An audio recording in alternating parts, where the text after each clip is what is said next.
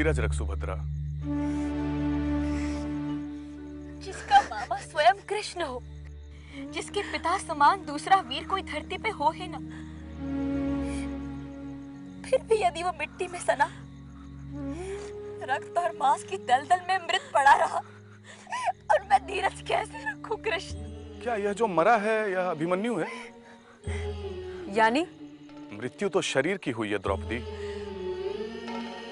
तुम इतने निर्दयी कैसे हो सकते हो कृष्ण? सुभद्रा, जिसका जन्म हुआ है उसकी मृत्यु निश्चित है। संसार में जन्म लेने वाली हर स्थूल वस्तु को, हर स्थूल शरीर को एक दिन मरना ही पड़ता है सुभद्रा, यह निश्चित है। और जो अमर है वही अमूर्त है। जिस धर्म के लिए अभिमन्यु मरा वह धर्म अमर है, उसकी वीरता अमर है। जिस शौर्य से अभिमन्यु ने चक्रव्यूह भेद कर शत्रुओं का विनाश किया वह शौर्य अमर है। उसने विपक्षियों को पीठ नहीं दिखाई, वह क्षत्रिय धर्म अमर है। सुभद्रा, जिसने अपने जीवन का उद्देश्य पूरा किया उसकी मृत्यु का शोक कैसा? कृष्ण, क्या जन्म लेकर मरना ही मनुष्य जीवन का उद्देश्य है? धर्म के लिए जीना और धर्म के लिए मरना, यही मनुष्य जीवन का उद्देश्य है। यह आप क्या कह रहे हैं कृष्ण? द्रौपदी, अभिमन्यु को शरीर का मोह नहीं था, इसलिए उसने धर्म का मार्ग चुना और मृत्यु का वरण किया। हम सभी को एक शरीर मिलता है, उसमें पांचों इंद्रियां समान होती हैं, जिसके द्वारा हम सभी स्थूल संसार का अनुभव करते हैं। पशु पक्षियों के पास भी यही शरीर, यही इंद्रियां होती हैं, किंतु मनुष्यों के पास एक विशेष तरह का विवेक होता है, जिसके द्वारा वह उचित अनुचित, सत्य असत्य, धर्म अधर्म का भेद करता है।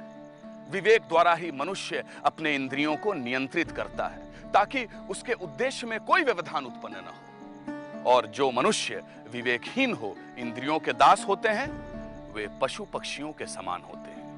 वे संसार के साथ साथ अपना नाश भी करते हैं, वे ही धर्म का नाश भी करते हैं। रसिकों, आपने हिरण का शिकार तो देखा होगा ना? कैसे शिकारी अपनी सुरीली और मनमोहक आवाज से हिरण को अपनी ओर आकर्षित करता है। विवेकहीन और इंद्रियों का दास होने के कारण वह शिकारी के जाल में फंस जाता है। या पतंगे को ही लीजिए, वह आग की लपट देख उन्मत्त होकर उसकी ओर आकर्षित होता है और अपने प्राण गंवा बैठता है।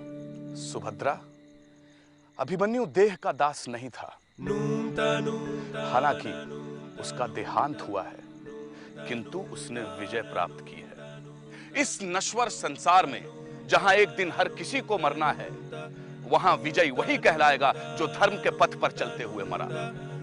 अभिमन्यु मरकर भी विजयी और कौरव जीवित हैं, किंतु उन्होंने अधर्म का मार्ग चुना है, इसलिए पराजित हैं वे। यह मैं नहीं, सभ्यता का इतिहास कह रहा है। आप भी बताइए मातु, एक गर्भवती विधवा को आपका ये दर्शन ढांढस दे पाएगा? उत्तरा, तुम्हारे गर्भ में जो पल रहा है उसे वही संस्कार देना जिसके लिए तुम्हारे पति ने प्राण दिए। तब तुम पाओगी कि तुम्हारा पति यहीं कहीं आसपास ही है, वह कहीं नहीं गया है तुम्हें छोड़ के।